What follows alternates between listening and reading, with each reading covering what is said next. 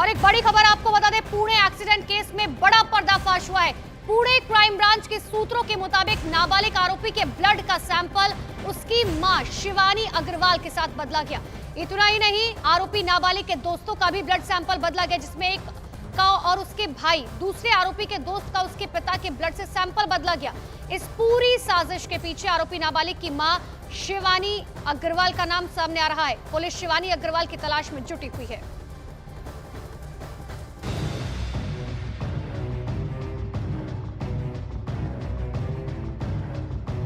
पुणे में तेज रफ्तार car दौड़ाकर 2 engineer को मौत के घाट उतारने वाले नाबालिग के परिवार के सदस्य एक एक कर पुलिस के हत्थे चढ़ते जा रहे हैं और अब नाबालिग की मां शिवानी अग्रवाल पर गिरफ्तारी की तलवार लटक रही है। ऐसा इसीलिए क्योंकि इस केस में बेहद ही चौंका देने वाली जानकारी सामने आई। सूत्रों का कहना है कि ब्लड सैंपल बदलने के मामले में गिरफ्तार डॉक्टर अजय तावरे और डॉक्टर हरनोल ने पूछताछ में ये बताया कि 19 मई यानी कि हादसे वाले दिन पुणे के ससून अस्पताल में सिर्फ नाबालिग का ही ब्लड सैंपल नहीं लिया गया था। इसके अलावा खून देने वाले 3 लोग और थे, जिनमें एक थी उसकी मां शिवानी अग्रवाल। बताया गया कि शिवानी अग्रवाल ने अपने नाबालिग बेटे को बचाने के लिए उसके ब्लड सैंपल की जगह अपना ब्लड सैंपल दिया था, ताकि रिपोर्ट में ये बात सामने न आए कि हादसे वाली रात नाबालिग ने शराब पी रखी थी। आरोप है कि ऐसा करवाने के लिए शिवानी अग्रवाल ने डॉक्टर्स को धमकाया था और उन पर दबाव बनाया था। ये बात सामने आते ही पुणे क्राइम ब्रांच शिवानी अग्रवाल से पूछताछ की तैयारी कर रही थी कि वो फरार ही हो गई। पुलिस को शक है कि नाबालिग के ब्लड सैंपल की जगह जो रिपोर्ट तैयार की गई वो शिवानी अग्रवाल के ब्लड सैंपल की हो सकती है। न्यूज 18 इंडिया को एक्सक्लूसिव रिपोर्ट भी मिली है, जो कि इस मामले की जांच के लिए बनाई गई कमेटी ने महाराष्ट्र सरकार को सौंपी है।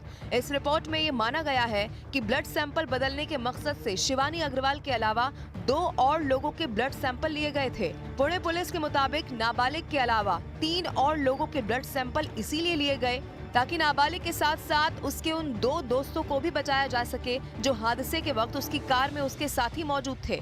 पुलिस का कहना है कि ब्लड सैंपल बदलने का ये पूरा master plan doctor Ajay Taware ने बनाया था। पुणे क्राइम ब्रांच सूत्रों का कहना यह भी है कि गिरफ्तार डॉक्टर श्रीहरि हरनोल ने सभी के ब्लड सैंपल लिए थे, वो भी उस कमरे में जहां सीसीटीवी कैमरा नहीं लगा था। तो पुणे एक्सीडेंट केस के बाद प्रशासन का एक्शन लगातार जारी है। सीएम एकनाथ शिंदे ने नाबालिग आरोपी के दादा के बार पर बुलडोजर चलाने के आदेश जारी कर दिए हैं।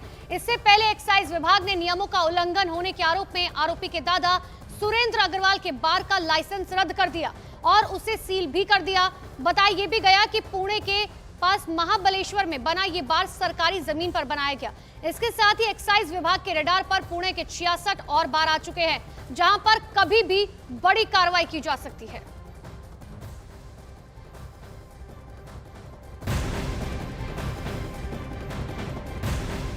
उधर पुणे एक्सीडेंट केस में आज आरोपी के दादा और पिता की पेशी होगी। पुणे पुलिस आज सुरेंद्र अग्रवाल और विशाल अग्रवाल को फिर से कोर्ट में पेश करेगी, जिनकी आज पुलिस कस्टडी खत्म हो रही है। दोनों पर हादसे के बाद अपने अपने ड्राइवर का अपहरण करने और पूरा मामला अपने ऊपर लेने के लिए दबाव बनाने का आरोप लगा है। तो आज दादा और पिता दोनों की पेशी जो है वो कोर्ट के अंदर होनी है। पुलिस कस्टडी आज खत्म हो रही है, लेकिन ये पूरा मामला जो है निकलकर तब सामने आया जब ड्राइवर ने आरोप लगाया कि जबरदस्ती मेरा अपहरण किया गया। 2 तस्वीरें आपको दिखा रहे हैं। आज का दिन पुणे केस के लिए बहुत महत्वपूर्ण माना जा रहा है। आज आरोपी के दादा और पिता को कोर्ट में फिर से पेश किया जाएगा। वहीं उसके दादा के बार को सील कर दिया गया है और गिराने का आदेश दे दिया गया है, यानी कि बुलडोजर चलाने का आदेश जो है वो जारी कर दिया गया है सरकार की तरफ से।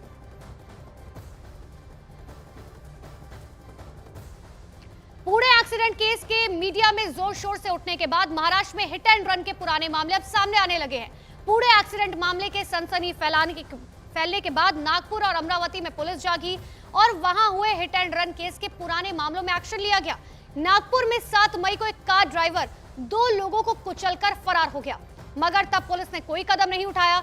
वहीं अमरावती में भी हिट एंड रन के एक मामले में पुलिस ने तब कोई कार्रवाई नहीं की, मगर जब पुणे केस ने तूल पकड़ा तो दबाव में नागपुर और अमरावती पुलिस ने आरोपियों को गिरफ्तार किया।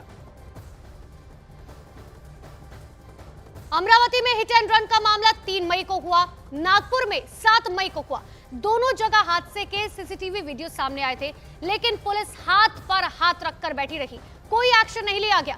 लेकिन इन सब के बीच में 19 मई को पुणे में नाबालिग की तेज रफ्तार कार 2 लोगों की काल बन गई और पूरे देश में हड़कंप मच गया, जिसके बाद जाकर नागपुर और अमरावती की पुलिस की नींद टूटी और आनन फानन में आरोपियों की धरपकड़ शुरू कर दी गई।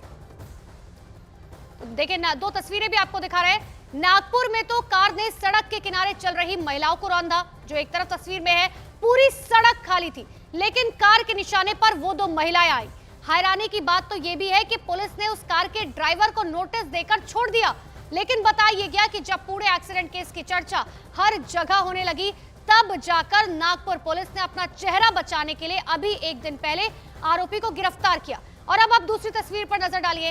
अमरावती का हादसा, जो नागपुर से भी पहले का है, वहां 3 मई को तेज रफ्तार कार ने मोटरसाइकिल को टक्कर मारी। ये सड़क भी कोई मेन रोड नहीं थी, रिहायशी इलाके के अंदर छोटी सड़क थी, लेकिन कार अपनी स्पीड में थी और जोरदार टक्कर में मोटरसाइकिल सवार की मौत हो गई। मरने वाले शख्स के परिवार का यह आरोप है कि पुलिस इस मामले में केस तक दर्ज करने को तैयार नहीं थी।